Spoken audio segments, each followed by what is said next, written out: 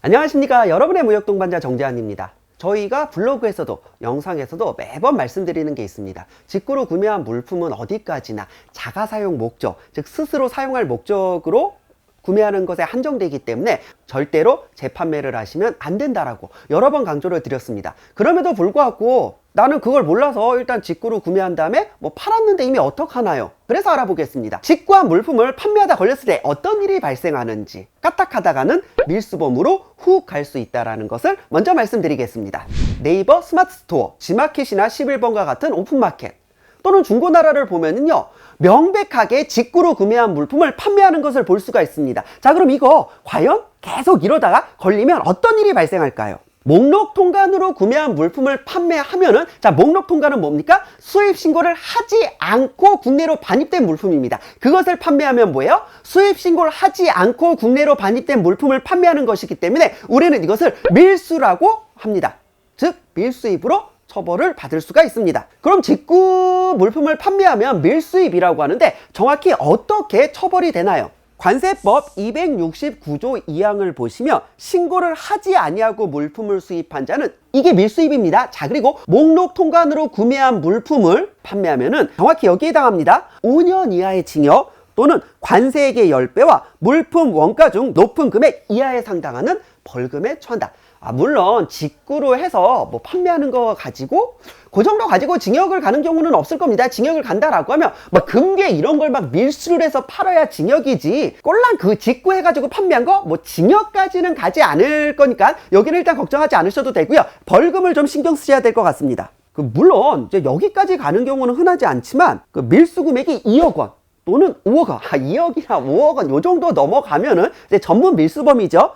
이때는 특가법, 특정범죄 가중처벌 등에 관한 법률이라고 해서요, 특가법이라고 합니다. 특가법이 적용되어서 벌금과 징역이 예외 없이 같이 적용될 수 있습니다. 아니, 그러면 어차피 징역을 가진 않는다라고 했고 물품 원가까지만 벌금을 낸다라고 하면 그건 손해가 아닐 것 같은데? 자, 우리가 직구를 하는 이유는 뭡니까? 예를 들어 100원에 구매를 했으면 한 1000원에는 팔 수 있으니까, 적어도 몇 배는 남을 수 있으니까 직구를 할 거예요? 그럼 내가 예를 들어 1억 원치 직구를 했다. 그래서 총 판매 금액이 3억이다. 그런데 물품 원가라고 해서 나는 3억에 판매를 했는데 1억 정도만 벌금을 낸다라고 하면 1억은 물품 원가, 1억은 벌금? 그래도 나는 1억 남는 거 아니냐? 에이, 그러면 직구할 만 하겠는데? 판매할 만 하겠는데? 여기서 끝나지 않습니다. 관세법 282조 2항과 3항을 보시면 몰수와 추징에 관련된 내용이 나옵니다. 보시면 밀수인 물품의 경우 범인이 소유하거나 점유하는 그 물품을 몰수합니다. 자, 한마디로 목록 통관으로 구매한 물품을 판매하려고 했다. 즉, 판매용 물품을 목록 통관으로 구매를 했다라고 하면은 아직 판매되지 않은 건 싹 다 몰수를 해버립니다. 다 가져가 버리는 거야. 하지만 대부분 판매되고 없을 겁니다. 몰수할 물품의 전부 또는 일부를 몰수할 수 없을 때에는 몰수할 수 없는 물품의 범칙 당시의 국내 도매 가격의 상당한 금액을 범인으로부터 추징한다. 한마디로 뭐예요? 물품 원가만큼 벌금은 벌금대로 내고 판매 가격은 판매 가격대로 추징이 됩니다. 한마디로 무조건 손해입니다. 자, 결국 밀수입으로 조사를 받게 되었습니다. 그럼 어떻게 해야 되나요? 밀수입으로 조사를 받는 과정은 굉장히 간단합니다. 여러분이 한두 번 정도 직구로 구매한 물품을 중고나라에 팔거나 요 정도 가지고 세관이나 관세청에서 조사를 나오지 않을 겁니다. 하지만 이게 너무 세다, 1년에 수천만 원씩 몇 년 동안 누적이 됐다, 이러면은 대부분은 이제 세관이겠죠? 세관에서 연락이 옵니다. 지난 5년 동안 요 정도 금액을 목록 통관을 하셨는데, 예를 들면 1년에 2천만 원씩 5년 동안 1억을 목록 통관으로 구매를 하셨는데, 아무리 생각해도 이 5년 동안 1억이 나 자가사용인 것 같진 않다. 5년 동안 1억치 화장품이나 위약품, 분유, 요런 것들을 다 자가사용하진 않았겠죠? 자, 이거 좀 소명 자료를 제출해 줬으면 좋겠다. 이렇게 5년 동안 1억치 물품을 구매했는데 이거 다 어디 갔냐라고 요청이 들어올 겁니다. 일단 조사를 받게 되었다라고 하면은 무조건 통고 처분으로 끝낼 수 있는 상황을 만들어야 됩니다. 무조건 통고 처분입니다. 아니, 그러면 과연 통고 처분은 무엇인가요? 관세법 311조 1항을 보시면 관세청장이나 세관장은 관세범을 조사한 결과 이제 여러분이 관세범이 되는 겁니다. 이제 목록 통관으로 이제 구매한 물품을 판매를 하면 이제 밀수입으로 조사를 받게 되죠. 밀수입으로 조사를 받게 되면 관세법을 위반한 이제 범죄자라고 하여 관세범이라고 합니다. 관세범을 조사한 결과 범죄의 확증을 얻었을 때는 대통령령으로 정하는 바에 따라 그 대상이 되는 자에게 그 이유를 구체적으로 밝히고 다음 각 호에 해당하는 금액이나 물품을 납부할 것을 통고할 수 있다. 원래는 정식으로 조사를 해서 이것을 검찰에 넘깁니다. 그럼 여러분들은 검찰 조사를 받게 되는데, 야, 검찰 조사까지 받기 위해서 뭐하냐?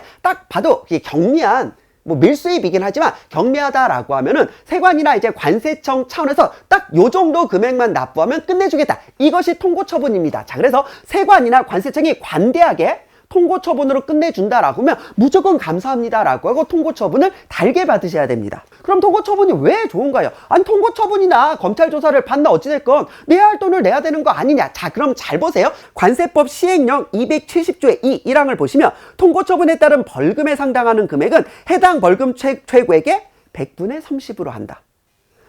다만 별표사에 해당하는 범죄로서 해당 물품의 원가가 해당 벌금의 최고액 이하인 경우에는 해당 물품 원가의 100분의 30으로 한다. 한마디로 뭐예요? 납부해야 되는 금액의 30% 정도만 납부하면 용서를 해주겠다는 겁니다. 이거 검찰 조사 받으면은 따박따박 다 내야 되는데 30% 정도 벌금만 내면은 끝내주겠다니.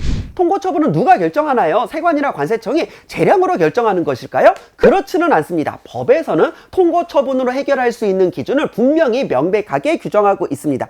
관세범의 고발 및 통고처분에 관한 훈령 별표 1의 위거, 통고처분의 기준은 물품 원가가 5천만 원 미만인 경우이며, 자, 그래서 내가 밀수한 금액이 5천만 원 아래이면은 통고처분으로 끝내주겠다는 겁니다.